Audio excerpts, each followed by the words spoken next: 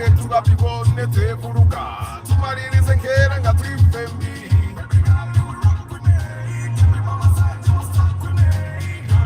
it's what I feel inside when you're by my side. Pull it up. When you kiss me, when you touch me. Good morning, my people. How are you today? Random katoko tazi day. Lero okumanyanga ferero tusimbudde leti. Tugenzo tuka ku Bombo Road. Nga vetukera nabo bulijjo bagenze dda nga ffe tusigaddeyo. Naye no matter what, ojipamba ne moroka kubala n'ofuba okulaba nga ate okikutula. But I hope you guys are doing well. Muyombya Mark webalekera Omni wande ambi bansoose nawo abo ababiri naye nga mwebalekera Jones Info Chotaite Hussein, good morning. Busy Chris, good morning.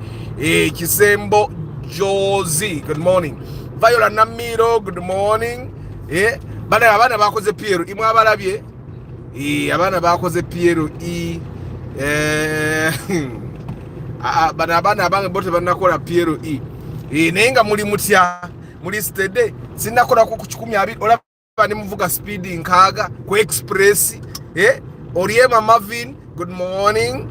Nze nga sidduka nno tusime Eddie. I haven't yet had a first car naye walai Subaru Impreza enkuba nnyo. Subaru Impreza is a nice car. Guys, for those that have had cars, today I would like for you to share what your biggest, smallest problem in the car was. Like biggest, smallest. I mean biggest, smallest. Now when you discovered the problem, you discovered it was actually very small. Nenga it was big. So that's what I want us to discuss today. So we are going 95, 96, 97, 98, 95, 90 985 and when you get to a hill the speed reduces a little. But I hope you guys are doing well. 79, 78, 76, 72. Mulaba we sidduka speed sidduka bannange nenga muli bulungi. Random Car Talk Thursday, we are sharing our biggest, smallest car problem. What's that biggest, smallest car problem that you had? Arthur is doing a Markex kuba is speed baba. Abananga, you guys, this speed is normal. Now I'm doing 80 kilometers per hour. This road has a speed limit of 100, and I can do 100, but like 100, like it's going to do 100 now because I'm going down a slope, so it's going to do 100 here. But I find that normally everyone is scared of doing 100 on this slope. Everyone is scared of doing 100, but 90, 92, 93, 94, 95, 97, 98. And I'm not accelerating, by the way.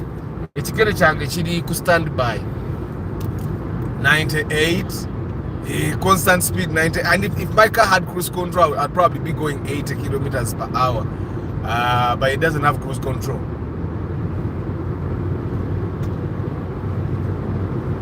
See, but the thing with this road is that like it's nice, like you're not competing. Okay, now we are doing 100, guys. Now we are doing 100 constant. Now we are doing 100 constant. And maintaining 100 up a hill is not that easy, especially with a 1.5 liter vehicle. Whatever. Now we are doing 98. We're going to go back to 100. Now, when you're going down a hill, I find that it's the toughest to drive at constant 100 kilometers per hour when you're going down a slope like this one, Yeah, but today is Random Car Talk Thursday. Ntandise mangu broadcast kubangenda jimala mangu muko inabe nyino kwasaganya wa umakati kati. But now maintaining 100 kilometers per hour on a slope like this is one of the hardest. Most of those guys that are going are doing 110, 120. Abasinga abatuli maso. And it's about 11 kilometers from this Sega toll up to the Kajansi where I get off. With this, the Africa they don't show on TV in North America.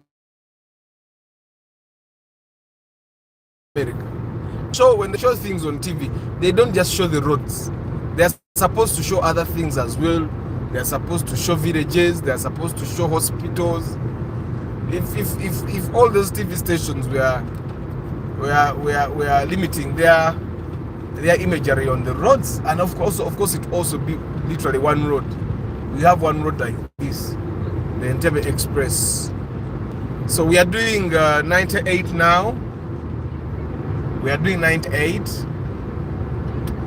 But you guys would be surprised. There's so many people that have never been, that have never gone via the express. There are so many of those. Katono Subaru ajivuga kolinga. But it's old. That Subaru is UAG. It's quite intact for the number plate. It's quite intact. That's a Subaru Outback. Really intact. It's quite intact, yeah? Of course, it has been resprayed like 10 times, but it's good.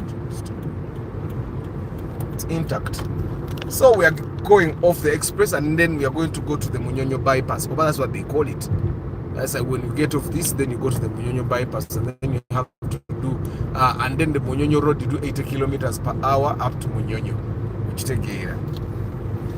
Yeah, so random car talk Thursday. What's your biggest, smallest car problems? I'm going to share some of the biggest, the big, small car problems I've had with my cars over the years, and then I want to see if some of you guys like relate. And of course, one of the biggest, smallest car problem that everyone will literally face is a wiring issue. Because majority of mechanics in Kampala don't know a thing about wiring. They have no idea how electronics work. It's not like Europe. In Europe, when someone is an auto mechanic, they know almost everything, a bit of everything. So they'll be the one that scan for engine check issues. Then they'll be the one that change the suspension. In Europe, at least, a mechanic is a mechanic. He'll be able to fix literally everything. Here in Uganda, you'll find that a mechanic focuses on a certain issue. Like someone will be good at engines, then another one will be good at gearboxes, and then another one will be good at electronics. You get, and then another one will be good at bodywork, and that's an issue. Because if someone says they can only do bodywork or they can only do engine, then when an electronic problem comes, they'll treat it like it's an engine problem. You get, kyekiti kye bagamba nti singa enyondo yali esolvinga buli kimu singa buli kimu tukikuba nyondo. So if your mechanic is an engine mechanic, buli kizibu agenda atandika kirabanga kya engine. Emotoka ejja kutuka akawa yeepipire ajjeko cylinder head. And I find that that's the biggest problem that we've had. Normally when wiring issues arise, most of our mechanics are engine mechanics. So he will start treating it like an engine problem. And you see the theory that I've always given you. The engine is run by three major things: spark, fuel, air. Spark, fuel, air. Spark, fuel, air. Spark, fuel, air. Which take it. So if your car misbehaves, or if your car doesn't give you the power that it's supposed to give you, at in 80 kilometers per hour. I know in the video it seems like we are going fast, but we are not even 80. We are around 70, 73. So if your car is giving you trouble, stalling, not accelerating enough, you always start from there. Air, fuel, spark. So the first thing that is easy to check would be the air. Is your car getting enough air? Is the air cleaner good? Is the air flow meter clean? You get it?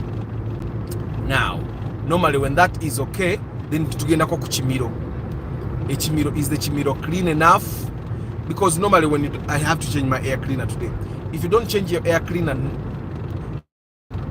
normally, or if you don't change your air cleaner as much as you're supposed to change it, then the dirt and fufu, it will go to the airflow meter, and then the airflow meter will start sensing poorly, and then after the airflow meter, then it will also go to the throttle body, ate mu solo tunamu mwegendamu emotoka egenda tenakanamu okumisbehavinga okitegeera. I realize I'm in the first lane when now I'm going at 70. And then once the air system is clean and the next best thing for you to check would be the spark. Okay, because with the spark you can check the coils for the modern cars, you can check the spark plugs, you get it. Now if the car is bringing enough spark, okay, if the car is bringing enough spark and the coils have no issue, then the next thing for you to look at is normally the fuel. You get. Now majority of the times when your car is stalling, when your car is not starting, when your car is out of power, like you start it starts but then doesn't go, normally the issue is the spark. Majority of the time it's the spark.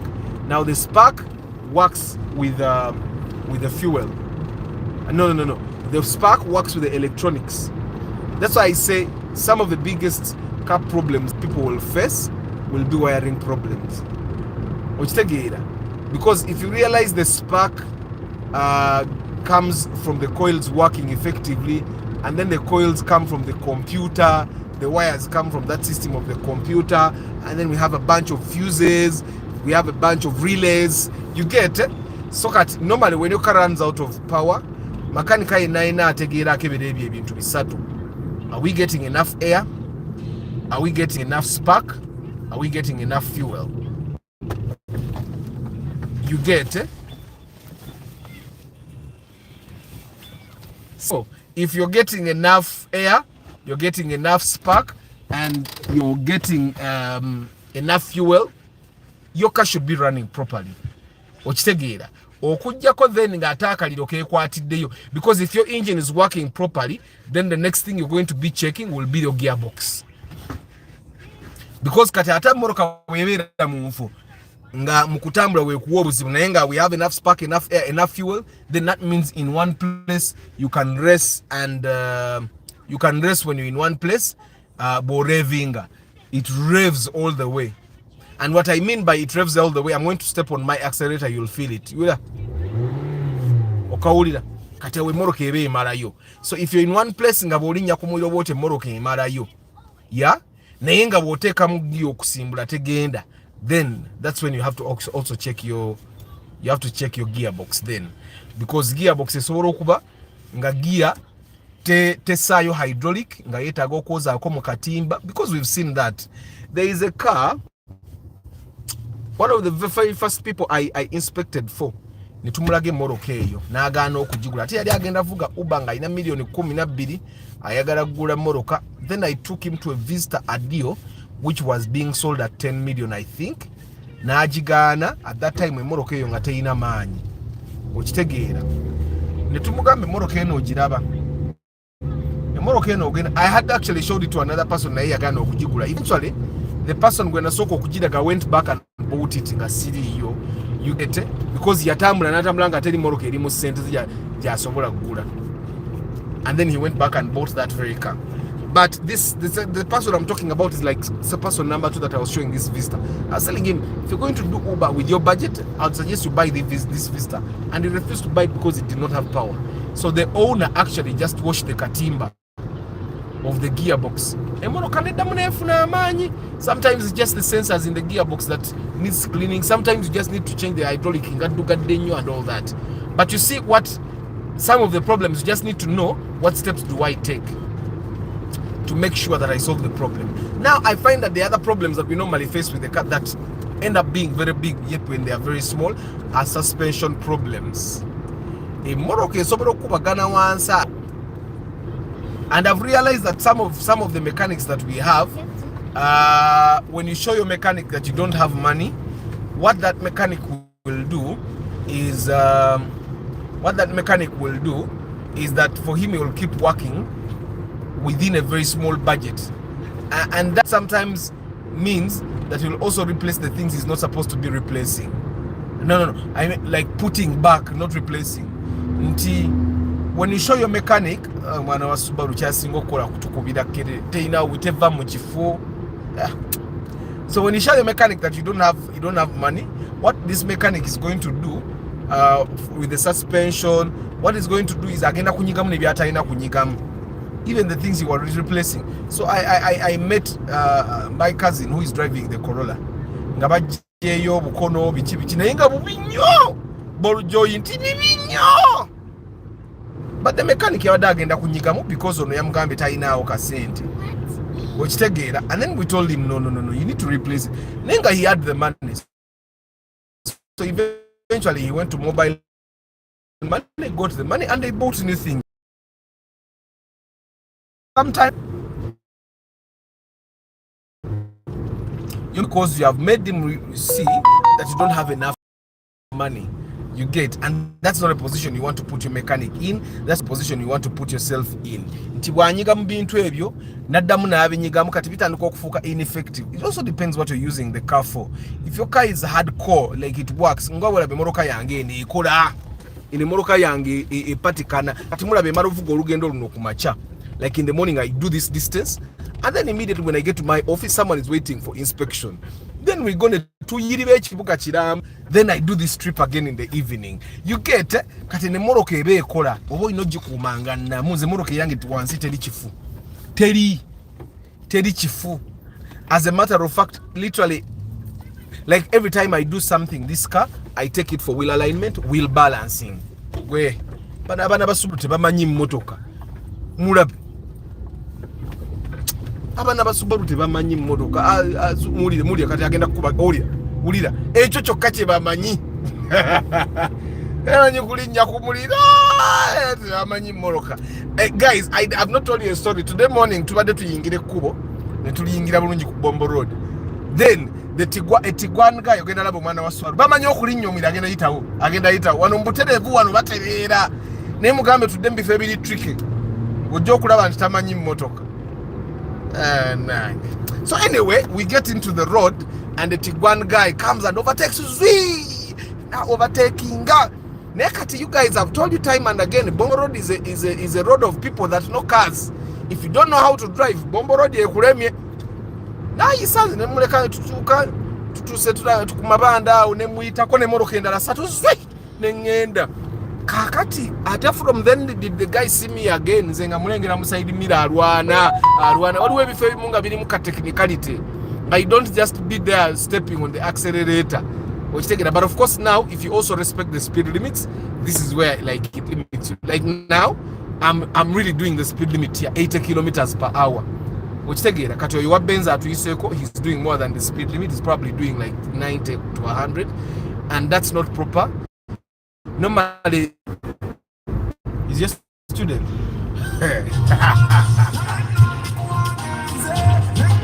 Network, but I was telling you guys that kuno speed limit ya chinana because there are other road users.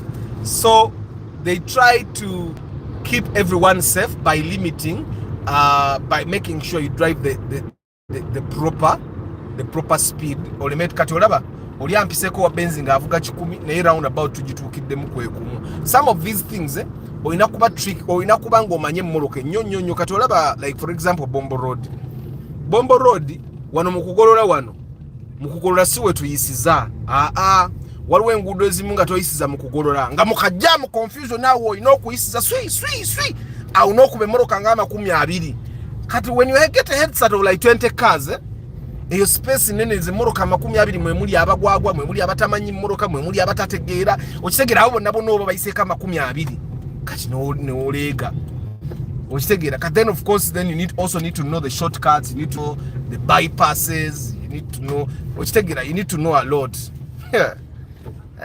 Mukama Katonda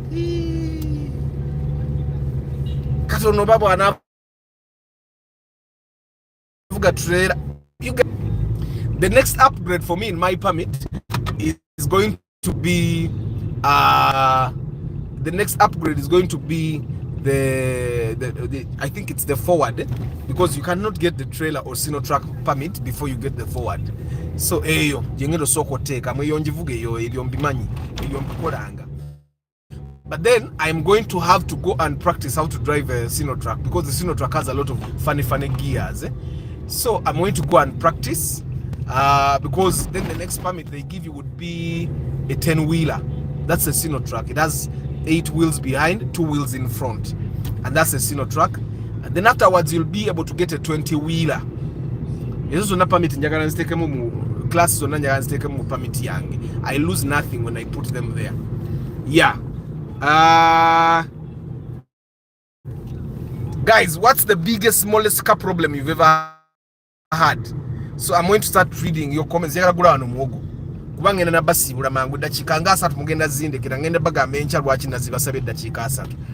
But I'm going to ask them that you give them to me, but I'll tell you the story tomorrow. Kamaro gula muogo. Iyo mkazi wa muogo ngatali iyo. Nenyi no rukuminze. Ngasi nyina wane bbiri. Nyina wane bbiri. Nyabo vai tukule ku muogo wano. Nabo office lero. Nyabo. Woli. Zinozo nanzi kuwe. Naye inakumpa anti nga mungi. Bwompanga mutono mbasi jazi kukati bwepanga mungi. So guys, kamaro kuyiwa mabo office bonna muogo. Sisigulira nzenze ka. Bengulira banji. Mr. Arthur eyange ekuyiseeko linda koka. And when you use Entebbe Express from Entebbe, how many kilometers from Munyonyo to Kajansi? From Entebbe, I don't know. From Munyonyo to Kajansi, it's about 21 kilometers. Okay, let's go. I'm going to the comments now. I thought my spatial cars are overrated. Someone should consider fielders. I've told you. You guys, I even shared the story of someone that hired me for inspection. Then, after hiring me for inspection, we went and got a fielder at the same price. We got a fielder which was newer than the Spacio at the same budget. And this person refused to buy the fielder because he had got a Spacio. Which take it. But me, I know Spacios are overrated, but people don't know that. Which take it, right? Hey, Abraham Obo, good morning. Webale kuja, you're welcome. Feel at home. We are here every day, Monday to Friday in the morning, and then Saturday and Sunday in the evening. Tuberanga Mikel UG. Kakati, what is the biggest, smallest car problem that you have ever faced? What's the biggest smallest car problem that you have ever faced, so that we discuss it here? Let me just get a place. I'm going to get a place and park, and then I read all your comments. I just want us to share the smallest, the biggest, smallest car problems that you have ever faced, so that the other people also understand that ekintu kino tebakirimu bokka. Omanyi omuntu asobola okubeera awo n'alowooza ebizibu ebyo byafuna yakabifuna yekka. I've shared the scenario here where the mechanic I had at the time fixed the gearbox. When the gearbox, I don't know what he fixed, because I'm sure the gearbox had no problem, but he went and fixed gearbox. And at that time nali nchali muyebe, and I tell you guys, to papa like bupapa gwafirwa ochitegera. You need to take things a little bit slow, and that way you can be able to solve the issues the right way. Na yebo papa, you even solve problems that you don't have. You guys have seen guys that have seen people that nebakanike ekintu ngate sikiwadde. You've seen it, yeah? Nogenda ne mudwaliro ne bamukora operation, ngo operation bali tebalina kugikola. That's because some people olumu atunulira akasente na papa.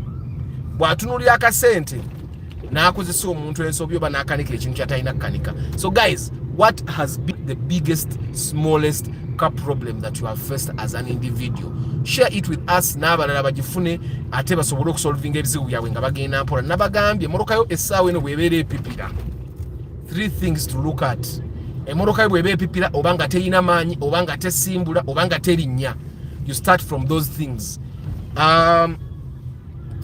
Bakaita batakana akantu. I need to remember how it's called in English. Kem. Somehow zine moroke empya olaba zine moroke empya zine eza VVTI kutandika ne NZ emoroka ezo emoroka zine empya kemu eyo eyina engeri gyekwataganamu ne computer. For the guys that have changed engines, you have seen those, you have experienced that problem, and I've shared it before. It happened to me with my Corolla. Nti bokwata engine empya, you put it in your car. Somehow I think somehow the computer is locked with the other engine. I don't know how to explain that. So when you change the engine, they're supposed to adjust the chems. They're supposed to adjust the chems of your car to make sure that the chems somehow align with what the computer was meant to work with. If they don't do that, then you're going to find a lot of problems going.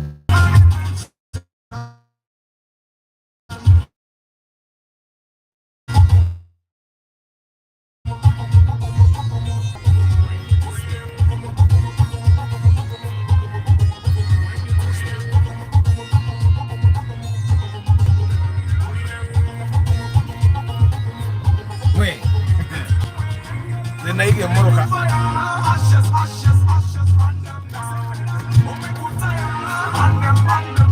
Burn them down.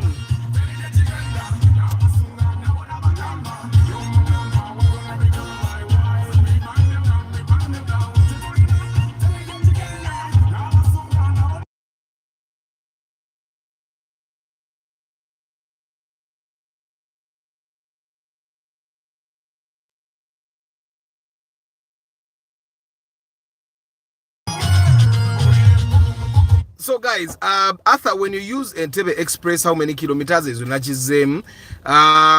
What causes the car not to have instant brakes when new brakes were installed? And another thing, the car moves smoothly when the handbrake is still engaged. They did not adjust the rear brakes, and that's something they needed to do. Now sometimes when they don't adjust the rear brakes the right way, ojagenda okwesanga nga baino kwa adjusting brakes ezo zibenga zikwatira kumpi, so that when you engage your handbrake, ekwata. You see now I've even put in neutral. Let me even put in drive. My car is in drive and I'm emoroke to the one see, but my handbrake is very well, and I've not changed the brakes, by the way. Sinachusa ku brake says. So, but when I put in neutral, so that's how the handbrake is supposed to work. Nti handbrake yo yebera emergency brake. So let them adjust the rear brakes because that's what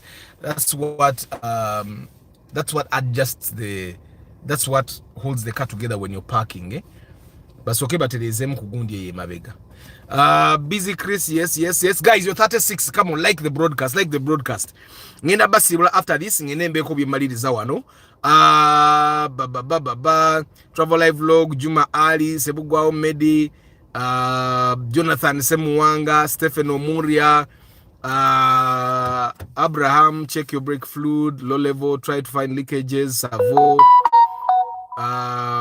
Emoroka antikate olaba Joshua Chagambi bibane handbrake tekola kitegeza brakes ezema begate zikola ki zote zikwata kitegeza maso zikwata ate nga ne bwaba mpozinga yakyusiza nezo maso naye ate bayizo abakyusiza zema begane bata adjustinga bulungi okitegeera. But Arthur, I think I will hire someone to help me to around Kampala in the neighborhood because it feels like I've never been home. Mr. Arthur, you never told us the Rumion story. Are you sure? Olimba, Dan, the day I shared the Rumion, I shared the Raktis, I shared the Regias. Arthur, can I add a class from normal class to Sinotrack? No, oinagena mitendera. Like after that, ogenda kuforward ibo vakuforward oliyokoteka mu Sinotrack. That's what I know at least. Because the zondaja garanzi teke mumbere nazo. okwerinda sibuti nzo tukango inakubanga ovuga sino track okubeerawo.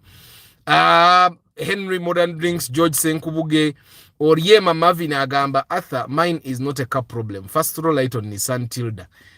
Have you bought it? Do you have it? Or you just want to buy it? If you have not yet bought it, please don't buy it. Guys, those small Nissans, leave them. They are not worth it. Actually, all small cars that are not Toyota may end up not being worth it. Okuja kongo obala omorokanga Suzuki Swift, because Suzuki's are literally Toyotas. Bobalo omorokanga bu Suzuki Swift, bova ku Suzuki Swift moroka chawe ndala je tuyinzo okugamba. Suzuki Swift, Subaru Trezia, at Suzuki ne Subaru, those are Toyotas. Neka these other cars, omoroko obo butono tunonze muli ngamba. Wali bado ogezaako n'okola ki ne weesonyiwa obumotoko obwo, they are not worth it. The cost of maintaining them might not be worth the fuel you save. Chairman Zach, yes. Nick Waboye, Musalwa Derek, Arthur, I saw a Raum while misbehaving the way you've been telling us. Yakim sijira bino najira. Nick Waboye, whenever I buy a used car, they always have a problem of the engine switch off on the road, and it's the worst thing that can happen to you on the road. Now I fear UG used cars, I'll save and buy a new car. Then you see, when the engine switches off, there can be like a number of problems. Sometimes the battery is not like, the battery terminals are not fastened enough. Sometimes some sockets are not placed properly. Sometimes fuel, like we said, fuel air spark. Ne battery kuvako bato chafuna spark. Nadaranga ngemoroke badete charging. So those problems are solvable done. Because nemoroke impia, and I've driven some Bond cars, so I know that the problems that happen with the old cars can also happen with the new or the Bond cars. The problems that happen with the used cars, the old cars, they can happen with the nzenze. I'll share a story to Jekinga yakagura nuwaye. So we put a tracker, we put alarm, they put radio, and then JK says, I want a woofer. So he buys a woofer and someone installs the woofer. Now, while this person is installing the woofer, na akwata masanyaraze, they unplugged something. Jikabava somewhere, emurukanezikida all of a sudden. Na akube sim. Katiba akube sim, because I knew the car was new.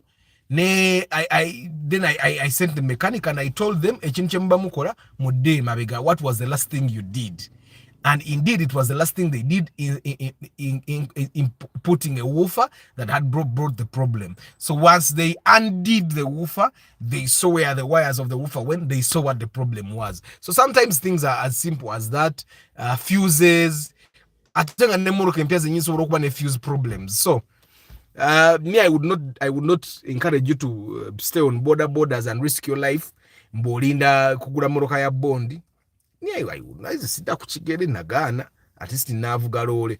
Ronald Muchwa VIP, good morning. Chris Fitness, Patrick Rio Poultry Farm, Quickiliza Maria, Joshua guys, Nissan Sentra is best way. It's like the Primo. Yeah, Joshua. Teri Nissan eringa Primo. Teri yo. Olaba naba Benz batugamba mu 200 ye Primo ya Benz. Tetuka. Banange C200 ngatandise okulyo yinzo okwevumensi nze nkubulira.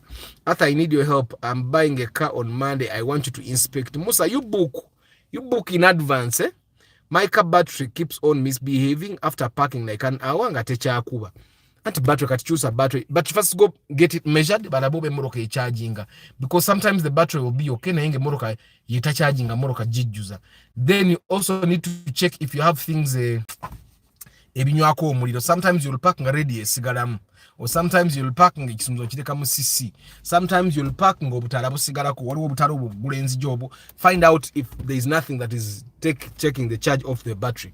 But 1 hour is very little, because me, I can pack here for like an hour, even 2, listening to music, and my battery will not run out of charge. okitegera. So you need to check it out, or maybe if the car charges properly, and after not charging properly, are there things that take the charge of your car? Joshua, Nissan eyo obona nayo e Uganda boyinze kati, if it's not Toyota nonya lombe lunanzita. And it's totally true, Joshua. Emoroka etali Toyota e Uganda wano bwebe etambula, it's okay. Mwe nanyumiza babadde osumuddawo Corolla na mukadde awe babadde bakola ebintu, omuyayi najja na parkinga Golf, alabika yakagigula kuba n'engeri gye yabadde agivuga Golf 5. Najja kati alabe tuli abo bagisumudde bagenze eta spare, ndoza nga tudde nga bebisobedde. Najja neyeganye moroka zisumbuwa, ningamba no obaloozi yaffe tusumbuwa nga Golf ye bwe musumbuwa, okitegeera. But one thing you need to understand, that cars that are not Toyotas should always be third or second cars. Actually, emoroka gye wali badde ogula Toyota n'ogula Subaru, bw'omala ogula Subaru n'ogula awo emimoroka ebyo ebiddaddako awo, mpozi Lexus oyinza nayo okugigula naye terina buzibu. Kati saawa eno ne Suzuki nayo nje recommendinga naye emyaka emipya, you need to research. Njababuliramu akakigo mba mugula with Suzuki's, because we need to buy after like 2 to 5 years after Toyota like bought shares in Suzuki, because that's when you know that now or you spare basobola okubanga ne ku Toyota Uganda bakola ki bamwina. But Trump yayiseemu mwakirabye. I don't know, you guys need to understand that when the democracy works, you can go away as president and come back never damu never wakola. But when democracy does not work, or when people don't do their jobs, tebagala kuvaawo ate abwe envaawo n'enkomawo banampa. Echo nchimazi. Arthur, can I get good condition Toyota Wish 2010 at 25? I want to say yes. But the thing is, with your 25, oyagala ojja kubeera ng'ogenda beera picky. And it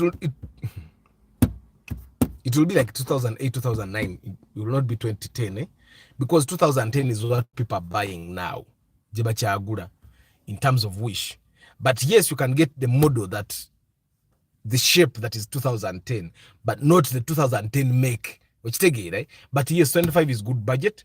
Just don't be too picky about number plates, Be picky about the condition. Arthur, I'm currently abroad and I want to buy a car. I put it home. It waits till I come home. I think 3 years from now. No, Joshua, you don't buy a car before, like 3 years before you come home. You wait. You guys, this is what I recommend you do. Ngatoli Kampara. Collect your money, ziteke kwa account. Bokoma opangisa ye moroka ojovuga. And yes, I want the car inspection money, but I don't want nze bintu yogule moroka ngo mutali webyo. Nabira bakweno kigege ne yasembayo yansumbura kuba twagula kigege ngeri solid. Yansumbuwa nentekamu ne sente zangawo era nyinyi obwo abalaba yali badampereza y'ekizike. Natekamu nezange emoroka yogula nga nyinyi yotali wemenya. Nayenga, this is what I would recommend for the guys that are abroad. I would recommend that you wait, come back home. Now, when you come back home, get a car you can hire for like 3 days, or jivuge nga bononye motoka yo. In those 3 days, you can buy your own car. Ere moka joba do pangisiza bali ojibadi. Oje jipangise mtu 10 oba 15. Okitege, right? That's around 450. It's easier. Oba si chechu kuna kulotuka boti kubida Arthur ngai Arthur tugende nonye moroka. Call like this dude go twagula na Markex yagenda na up country kati. Call renyino ngai Arthur ngenda tukasawa imuku macha kusatu ndyawo tugende nonye moroka. Guy yoli yagira na airport taxi. Tugenda nonye moroka that very day na agenda na moroka ye. Okitegeera. Kati olaba in terms of spare owa Toyota bamuguza brakes like 80k gwa atali wa Toyota ne bagaba 150 no kwata ku mutwe ate pade owa Toyota 80k brakes baba bamusedde. Okitegeera kuba brakes za Toyota Z5 zina. Okitegeera kati nze uli makanika wange yanguza brakes awo 8,000 zivaamu evu.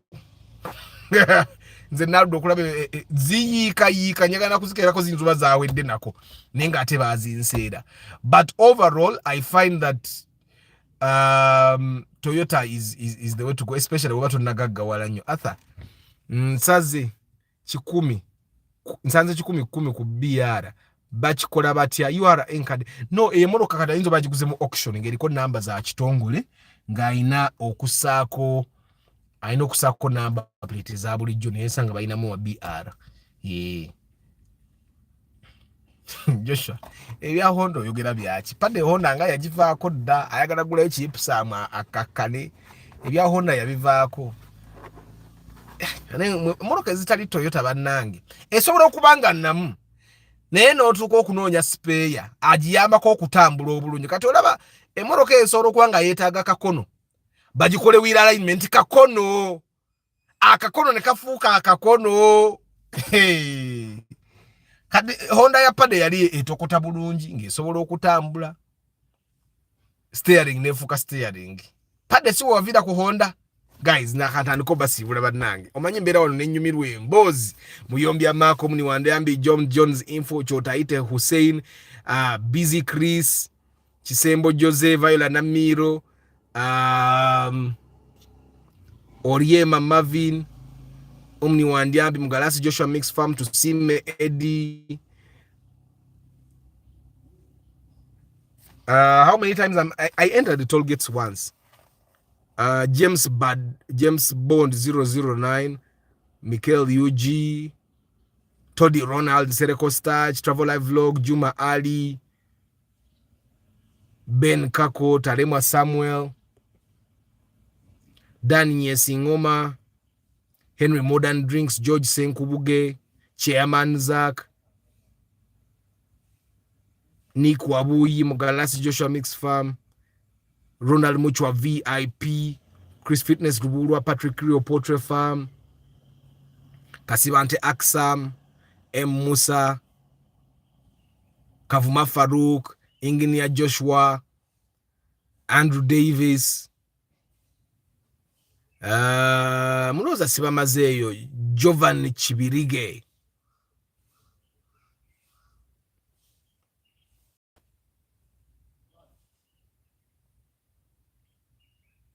and then Steve Barros. Banange Steve Barros, it's 47 minutes. Muba munekeda chika 13 zokka. Wana mazima wendi wano nyinawo engagement. Era nze njirwisiza mbadde njala ngene njikole mangu ate nsobola okweyongerayo. Engine was okay era nga it moves naye baba the suspension system of the rack yafuuka obuzibu. Ekyo kyekiri ku mmoroka ezo ezagundi. Ate Steve Barros olabika you have just come. Si kyekyo enkya ngenda ba full broadcast. Enkya sigenda kwatamu yadde. Ate the good thing is tomorrow is question Friday. So the problems eziri ku mmoroka, some of the biggest problems that you will face guys is ebiseera emwe mmoroka eyinza okuteeta akataala ku dashboard. Noyagala ojjeko akataala, nkwagala okujjako akataala ne baluupinga emmotoka. Bwe baluupinga emmotoka akataala ne kabulira ddala. And I've seen this with cars.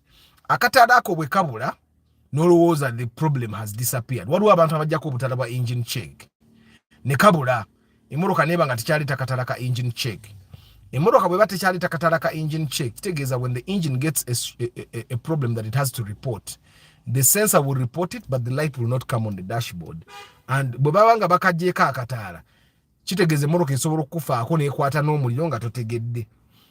Kati you need to be extra careful when you go to your mechanic nga emmotoka ereeta akataala n'akalemererwa. Tomulemerako nnyo because bw'onoomulemerako ennyo agenda kaluupinga, bw'anaakaluupinga kabule. Bwe kanaabula gojjolowooza ekizibu kiweddewo nga ekizibu tekiweddewo ng'akataala ke kabuze. Okitegeera ejja sigala ekuba buli kimu because normally emmotoka bwe batereeta engine check eba tejja kukuba naye asobola okukakola n'akaluupinga ne kaba nga tekakyalaga bwe n'olowooza emmotoka eri okke naye ng'emmotoka teri ki, ng'emmotoka teri okke. So that's something tolemerako. I have someone that to do better with, giving him UBG Ractis to fill the 2010 UBN, and it's good deal as the car is intact. Abasinga obutate mubufaako. I'll come to more. One thing I can tell you guys, butter is the worst kind of deal you can ever get. Always, I know when you think of a car is intact, it feels like, oh, this is everything. No, it's not always about the car being intact. Okay, if your car is UBG and they are UBN and you're topping 6 million, but we bought a UBG Ractis at 20 million some time ago. Mwajirabi, it's UBG. Twajiguze 19. twagiguze 19. So if you top up 6 oba UBN ogiguze 25 million. 25 million. If you have 6 million, and I don't know your practice, if it's lukumbi tano, if your practice is indeed intact, osobola ofuna million 19 ku abiri. We very intact nga otunze to papa. Bufuna million 2 n'ogatako million ezo mukaaga woyingide million 2 mu mukaaga.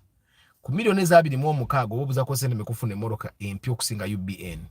But of course then these are things that nze nga bwe mbirowooza normally si we bibeera, because nyinza okugamba nti emoroka eri intact ng'ate yo teri intact ng'oli naye agibala nti abagisuubudde. Athamin tourism spend a lot on car rentals. I saved 16 million in 8 months and earn 2 million monthly. I want to buy a car 25 and pay the rest in installments. Any advice? Yeah, I think it's okay since you rent. And maybe the thing you also need to think about, bobango limo in tours and travel, then maybe you're going to buy a car that is actually like a 7-seater, like a Noah or like a Wish, which take it. Maybe then you're going to buy a car like that one. Kubanga wetage moroka angetika nga never tourist bosobola okubatwalanga ko sibwe kiri. That's a good idea. But then omuntu agenda kukola emoroka ya 25 million shillings nga sente zaagala myezi ena. Will you be able to manage? Because if you earn 2 million shillings, even if you got all your income every month and put it in, you'll not be able to pay that money in 4 months. That's 8 million. Let me see, 8 million, 2. Yeah, you could actually be able to pull it off. So this is what I'm thinking, Musa. What I'm thinking, okuja moroka ngogenda gudanga, if you end up buying like a Wish,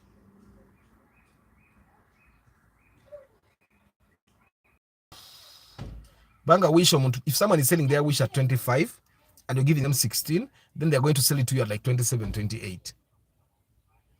You get, or because then bwabanga darabada 25 million cash mu mabanja abagenda kuseera.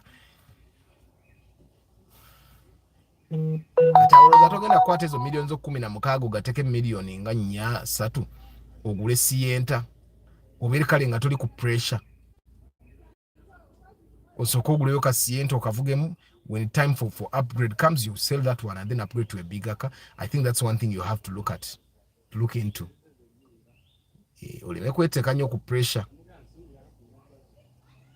When you talk about engine check, since my boss bought a GMC, it indicates engine check, but the light doesn't disappear since. Yeah, the car is reporting that there is an issue, but you know it might actually also be okay. Like the engine check thing, the engine check light, you can drive. Abantu ba Benz nyingi zenda binga engine check ebeerako obutala bonna olumbu beera nako ne bagivuga.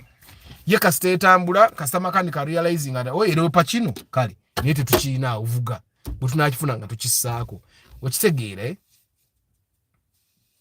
Then probably Musa, then the thing is the money you spend in rentals, will it also be used as the money? Because if you work for someone and then you buy your car, will they be giving you the money used for renting other cars so that you take it and also use it? Because that's another thing. Bobange moroka eyo nga income yo si egenda okujisasula nga sente zobadde opangisamu moroka kati bagenda zikuwa ziberenga zezivuga eno okitegeera.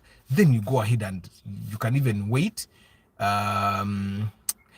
You can go crack a deal with like a car dealer.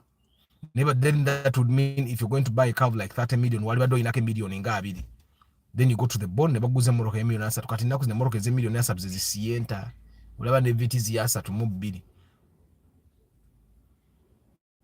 And that's probably because the cars are very expensive right now. That's why people are buying Nissan X-Trails, because X-Trail is like 35, 37 million.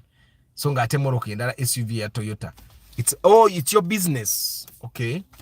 If it's your business, then that's a little tricky. But then the Musa, the 2 million you're talking about, is it inclusive of the money you use for renting cars?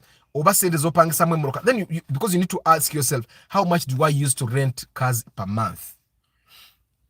Because then if you have been renting a cars for a month, that money, if it doesn't include your income, then you just get the money that has been renting cars. No gena ni wewe moroka no banga zibade zipangise moroka buli mwezi zosasula you, then your 2 million is intact. I don't know if I'm imagining things right. After when you go to Masaka Road, tell me, cause you have a gift there. I mean a pade. Ate pado inenkoko nganda.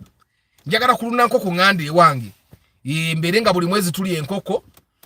Buli mwaka njatandika nga n'enkoko nga 14. Kati njagala nga buli bwe tuli enkoko tusala yaffe. Bwe ntandika n'enkoko zange nga 10 zibeerewo bwe zibika zizaala obwana obulala kugamba nga enkoko tulya ze tulina. Saagala nkoko za kuteeka muki. Saagala nkoko za kuwaddagala. Kyovula njagala nkoko ngana nga zinywa kigaji.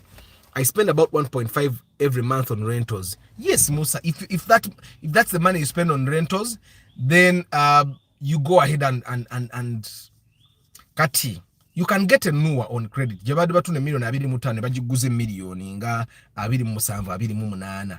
Ukitegera olumba izana jiguza 3.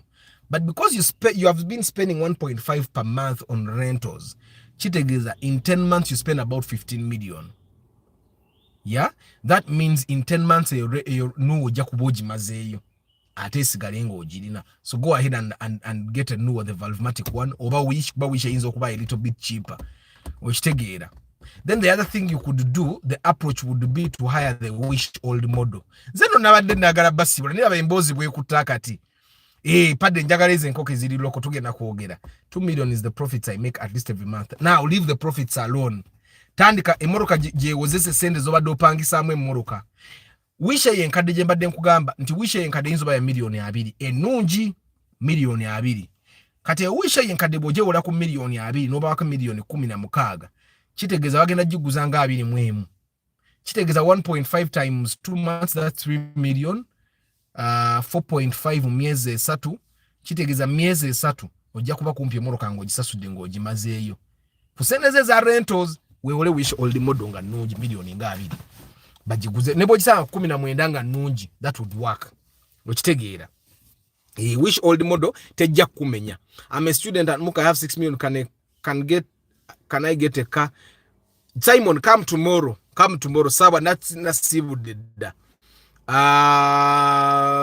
Guys, kamba sibule bana, thank you very much for being part of the broadcast. Kasa mundekere buno budati kabisa tugende solving ekine ekintu mangu. Nkimanyi ku office wali abaninze. Na ye kanchimalirize. Guys, I wish you a very lovely day. Tomorrow is Question Friday. May God bless you. Ciao.